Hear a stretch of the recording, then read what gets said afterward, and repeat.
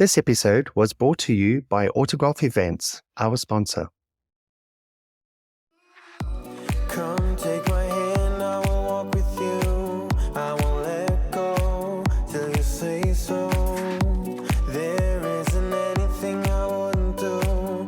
Wanna make sure that you understand. Thank you for tuning into the Crody Files. I'm Craig Bryson. And I'm Jodie Mears. And together, we are the Crody Files. In this episode, we are going to talk about an administrative assistance guide to using new tech. Without you, there is no tomorrow.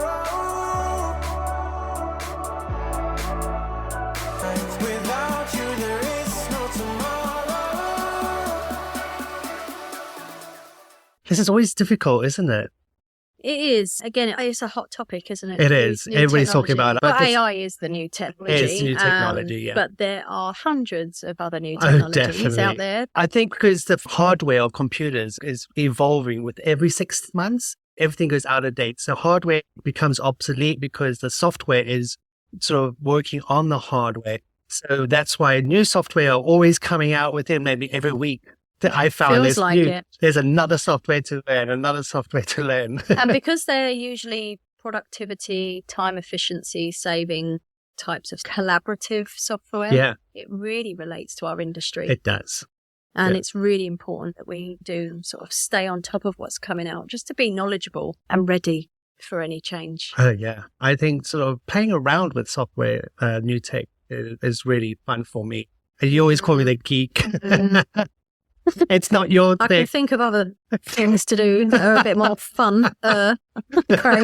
Craig loves a laptop. I do. With new technology, I get all excited. I'm okay with it. I definitely embrace the software part of it. Yeah, laptop, I don't really care how thin, how thick it is. Does it switch on? Yeah, what's my password? Yeah, great, let's go. Yeah, you're a bit more wooed. Yeah, I am, because as a graphic designer, to make sure when you rasterizing something in Photoshop, what? Rasterizing? Rasterizing. The computer has to convert all the colors and stuff. It takes hours if you haven't got a FOSS laptop or a high definition screen. So the hardware is important as well as the software. So I was going to say, why are you not in IT support? You were, weren't you? I know everybody in the office always comes to me. IT is on the fourth floor. It's Craig's sitting right over there. You're going to ask him. So when we spoke about internal networking and getting to know your IT guy, you're just I am the IT you're just guy. Everything. I'm just everything mixed up. So with learning and development, this all comes part and parcel of learning new things in general, doesn't it? Really? Yeah. We've had a few questions concerning CPD. What is it? How does it tie into what we're talking about as well? So we thought we would cover CPD. What is that? I'm going to tell you. It is Continuous Professional Development, CPD. Oh. In the UK, that's something that's quite poignant in learning and development. I'm pretty sure it's similar everywhere else now. Yeah. Let us know, because I know we have a lot of listeners globally. Yes. So if continuous professional development is different in your country, do let us know. Email us. We'd like to know and understand a bit more. Share the knowledge. Yeah. There's also CIPD, which is a governing body. So for me, it's been really useful understanding what CPD is, how it works, how it affects me, and how it can benefit me.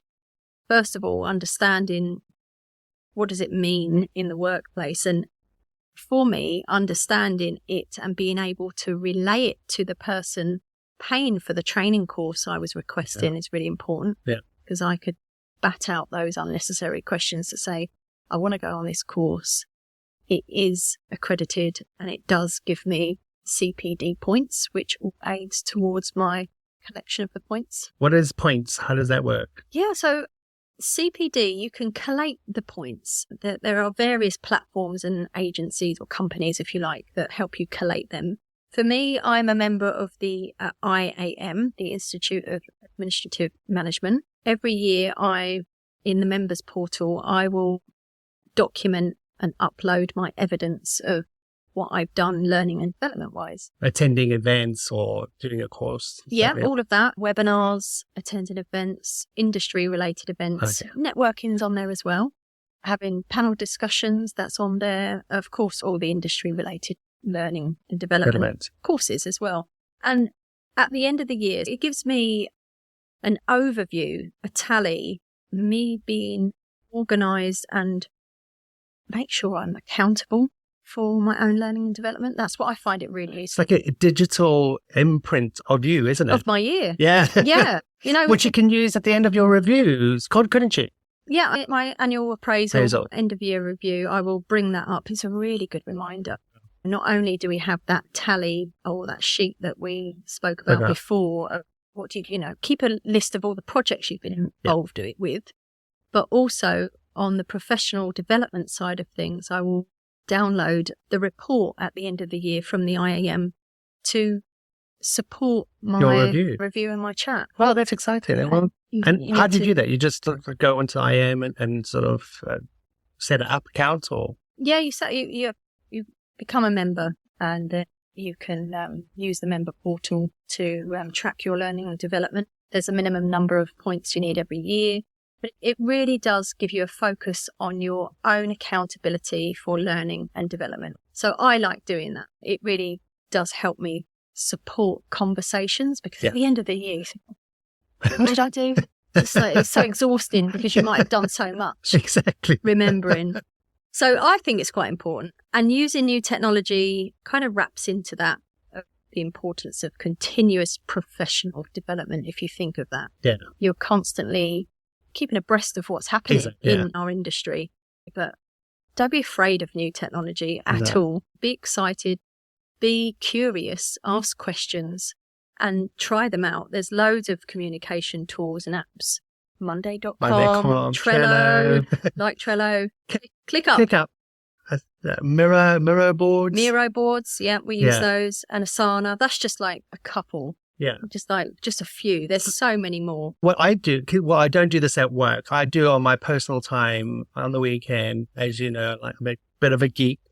So download the software. You have a sort of a 2-week or 30-day trial period, and you can play around and see if you like it or not. And then there's always a subscription of like £6 per month after that.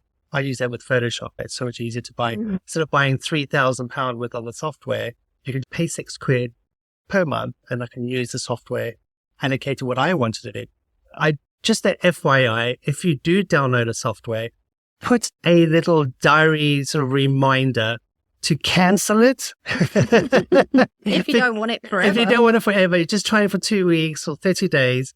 Make sure you have a diary reminder, because when you got a credit card sort of statement, and it's like, where did that come from? And they're I forgot to cancel that software. And don't download it on your work PC, just in case, IT come hurtling through the doors and want to shut you down and kick you out of the door. Do ask questions. It might be something that you're asking for that's already purchased as a license through IT. Yeah. And they hadn't realized that you might want to use it in your role, because they just assumed that license for that software is for project managers or for the architects. So be curious. Ask the question first at work to say, do we have so-and-so? Do we have access to this? Yeah. Might be. So with my company, they've been amazing, because being dyslexia, it's something that you can't have any control over. So when I spoke to my boss, and they spoke to IT, and they actually got software called Got It. You can download that, and so it's on my work PC. Anytime I need to proofread anything, I can copy that information and put it into this software. It will tell you the grammar here, full stop there, and actually teaches me how to actually, when you visually see it, then you'll remember it, because you're always visual recognition. Exactly. Yeah. That's how I would work more with images than with thinking of words. And the reason why they use that particular one, not Grammarly, is because Grammarly is a third-party server. So when you load up a document that's confidential, it will be taken to a server to be assessed. So with the software that's on my computer, it's only limited to my laptop. We have Grammarly. I like using Grammarly. It's a really good reminder, especially like once I get creative and into the flow of things. I'm typing at 1,000,000 miles an hour and making a lot of mistakes and having to go back and proofread it. I do like Grammarly. Grammarly I use personally. I like that. Yeah. But we have a license at work, so maybe there's like a corporate version of Grammarly. I'm sure there is, but do check them all out. ask IT. You might be surprised. There might already be something that the company has And you don't know subscribed to about. anyway. Yeah. Be curious. Keep on top of new and emerging technology, because that will lead you into becoming more of that strategic Yeah, PA, we discussed that in another episode. VA. So keep on top of new emerging technology, because we feel like this is the entry route of becoming that strategic PA. Yes. I do believe you can be a strategic VA as well. And we speak to a lot of virtual assistants. Yeah, we do. They are so knowledgeable with their tech. Oh my goodness. It is shocking. They are really on top of it. Did They you are. feel slightly, I did. threatened there? You did think, oh, hello. Where did this come from? Oh, a fellow IT boss. Yeah. VAs, I take my hat off. Yes, me too. You learn so much. It's quite astounding, really. It's so interesting to work with or speak with, network with a VA, ask them the differences between an employed corporate EA and a VA. Really interesting to learn. They are always on top of new tech because their time efficiencies need to be there when they're working. Because they're not clients. visible, are they? That's probably why I think. Yeah, that too. But we work for just one entity. Exactly. VAs can work for up to, I don't know, how many do you many? take on? Yeah, let us 4 know. 5 entities, companies that you're working on. So having these platforms to keep everything together, they do get exposed to a lot of new tech. So if you do network and there's a VA in your group, do ask them, what do they use? How do they use it? And see where you can merge that into your day-to-day role in the office. Yeah.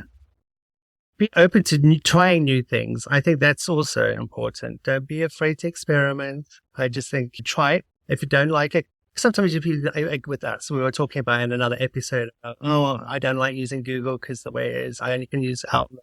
But we are trying it. We're using it in our personal styles. Now we're using that. So that is new technology. And just because it don't maybe look a certain way of what you're used to, there probably is the capability there to adjust the settings. So if you're at a loss as to, why isn't it looking like this? Why doesn't it do that? It probably does. You probably just need to go and listen to a webinar. I think we can think the problem is, no, it's not a problem. I think when computers started coming out, Microsoft was on the forefront, and therefore we had to learn how that software worked. So the layout, this is how you do it, Control C, all that. But now new software coming out, it's evolving. So anything that you're trained many, many years ago, it's now changing to make it easier and quicker for you, but you overthink it and trying to make it, no, but I did this in Outlook. Why isn't I not doing it to this one? It's because you just click it. You don't need to right click and add that. It's all simple, but you overthink it sometimes on new technology and you don't need to. You just need to take a step back. Don't think because it was like that, it's going to be like this. It isn't. You're just more basic. And attend those webinars. Be curious. Enlist in the help of an expert or a contributor, Shelley Fishel. She is an amazing MS Office Suite guru. Tap into those resources. There's paid resources. They're free. Sometimes there's newsletters. There's top YouTube tips. as well. YouTube. Yeah, there are so many different ways to get the information you need. So if you do need any sort of personal recommendations, do get in touch. Email us through the website, craigandjody.com. We'd be more than happy to sort of tailor some advice to you. And if we don't know, we can reach out to our networks and get back to Definitely. We're always able to say, I'm not sure, but I'm going to find that out for you.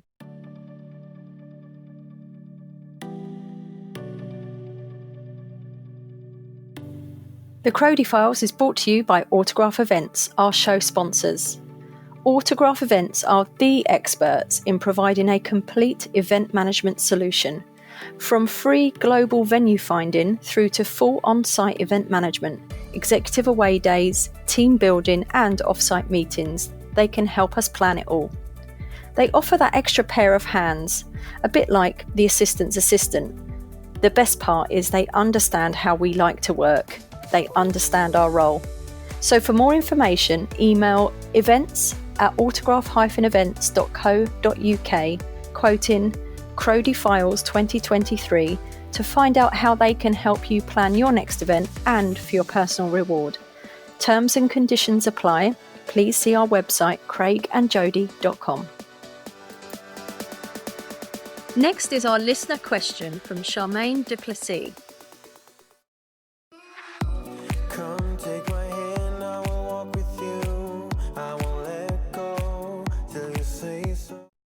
Hi, Cody. I have to liaise with another EA and another organization to organize meetings between our two executives. This EA is rather prickly and the tone of their emails is always short and snappy. Do you have any tips in building a rapport and gaining their trust, please? So this is a difficult one. I've had difficult clients that are prickly. What is prickly to you? Let's give some context to that. I think when it's a sentence, remember we're talking about one sentence. No, yes, or I need this done now. You haven't replied back to my email, and then they CC your bosses in. So a little bit, you're brushing me up the wrong way. Yeah. You sound a bit off. You sound a bit curt. You sound a bit rude. Rude, yeah. They'll probably a bit to the point. But not everyone's going to have those fluffy intros and outros to their, hi, how are you? I always do. I always do, because I think every person is the new person that you're going to meet and you don't know who you're talking to, Definitely. I was working with someone years ago that was racing to a meeting in London. There was a lot of pushing and shoving on the tube. And it was a long story, but it turns out that she didn't realise the person she was, let's just say, exchanging words with on the escalators down to the tube and getting a bit short-tempered was exactly the same person who ended up in our conference. So you've got to be really careful how you address people, how you approach situations. You never know. So in our world, and what Charmaine is alluding to, their emails can be short and snappy. You don't want to continue that cycle. No. You never know when you're going to come face to face with that prickly client EA. And you don't want there to be an air of animosity. Just a bit of negativity. Yeah. I've always stuck with it. Kill them with kindness. Definitely. Kill them you with catch kindness. more flies with honey than you do with vinegar. Just being sweet as anything. and if that doesn't work, pick up the phone. Her father might have died or somebody, something might have happened on that side for that person to be prickly. But I mean, if it's once, okay, fair enough. If it's twice, okay. Yeah. And then 3, strike. We need to have a conversation. We need to have a conversation, And if you don't, and you don't feel confident to have a conversation, and it's going to be difficult approaching it. But sometimes you'll be surprised where they say, I didn't even know, I'm so sorry it come across like that. Just let me know if I'm ever like that to you again. Let me know. It could have more of that outcome than your expected argument. What do you mean? I'm not like that. I'm not like that. It needs to, but 3 strikes. I think you owe it to yourself to let people know how you want to be treated. Yeah, but it's like you getting blamed for being the victim. What were you saying that last time? You said you're having this animosity and you're the victim. Yeah, I mean, when you get told to be the bigger person. Oh, bigger person. That was right. I don't like that. No. Because why should you bear the brunt of someone else's rudeness by being the bigger person? It never comes back to the instigator. Yes. Yeah. The instigator of the rudeness in this example. They should be the bigger person. Yeah, exactly. Why does it always fall on the shoulders of the victim or the receiving end of someone else's rudeness? And it's because we don't like having difficult conversations. We don't. We always push it under the carpet. And then we talk about it. Oh, did you see that email? For me, I will say, well, did you let her know? And they're like, no, I didn't. I'm too scared to. No, well... Well, then it's still going to keep on continuing. It's going to be a vicious cycle. Yeah. I would pluck the courage to have that conversation. And the ways you can do that, because I know for me, I would be thinking, it's all right you saying that, but how do you approach that? From me, so you have one is a reaction, which is talking from the heart, so your feelings. The other one is a response, which is thinking with your head. So I would either leave the office, walk around and get a coffee, just calm down, and then approach it. So you take your mind off it, you assess it, and then you come back. So you don't want to be sort of using your heart, your emotions, and you want to have a thoughtful procedure on how you think this is strategic, because you're always going to be a listener. You always need to listen. So don't react immediately. So having our 3 strikes is kind of good because you're allowing that buffer time for things to reoccur again. Yeah. Maybe sleep on it. Let emotions die down. But I really think it's important. You should be able to let me know how I made you feel. Yes. Because I might be repeating conscious biases Yeah. and unconscious catchphrases in my head that I don't realize are offensive. And I've Yeah. had people do that to me. Yeah. And I've had to say, do you realize the way you respond to certain questions? It's really actually hurts not, me. yeah, it's actually not the dumb thing to do in this day and age. Yeah, but people don't like talking about their feelings, do they? No. It's like, Like that vulnerability of, you've Yeah. upset me. Yeah. Oh, okay. So what do we do about that yeah, then? right, yeah. Partnerships and relationships at work are really important. You need to set your boundaries with people, how you want to be spoken to, and just approach it calmly, collectively. Don't send texts. Don't fight the fire with the fire. Don't send back a lengthy email either. Yeah. Pick up the phone, see if we can have a conversation if you're interested in maintaining that relationship.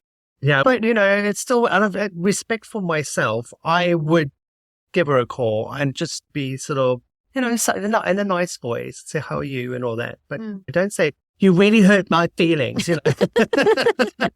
There's a way of saying it. Yeah. If you want to escalate it, you can come with me with that one. Yeah. We have got to have some conversations. Those emails, as we mentioned in a previous episode, Yeah. is try not to use them one-liners. No. That will come across short and snappy. Yeah. You're using like 3 or 4 words, and then Yeah. you read those 3 or 4 words, you're going to think, oh, okay. Is that all I get? Yeah, it will come across like that. So using effective language to get the point or the question across initially really helps eliminate that if you're the instigator of the prickly conversations. Yeah.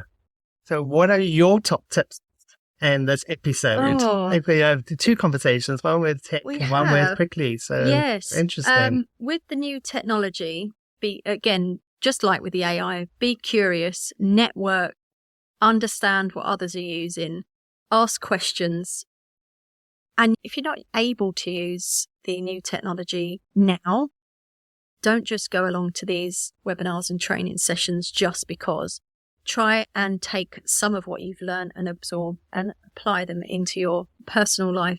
Craig loves doing that and using these new technologies. And look where you're able to share knowledge, even though your company are not using half of the things that you're aware of. But I'm always putting out fires every time. It's like, we have this problem. Yeah, if we just do this and this and this, we can use SharePoint for that. We can use Teams for that. We can do that. So knowing that, you can always sort of have answers to solutions or problems. Definitely. Mine would be champion of change. Oh, yeah. Champion of change. You can be the champion of change by learning new software, being one step ahead of the curve. And not being afraid of having difficult conversations. Be patient. Yeah. Be patient with people. Don't allow people to breach Walk over your you. boundaries. No. Have the confidence to approach difficult conversations and let people know when they've upset you. There's a style of conversation for everything. And again, if anything is bothering you and you want some personal one-to-one advice, just email Craig and I via the website at craigandjody.com.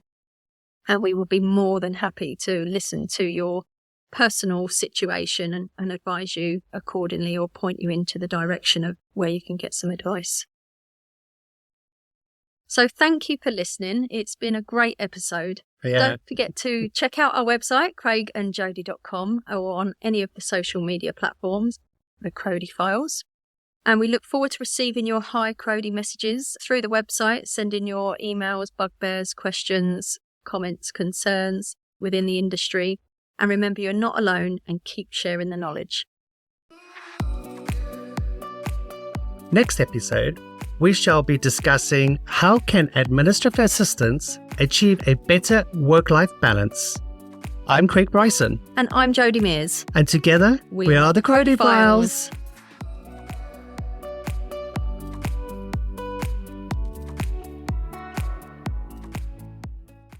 This episode was brought to you by Autograph Events, our sponsor.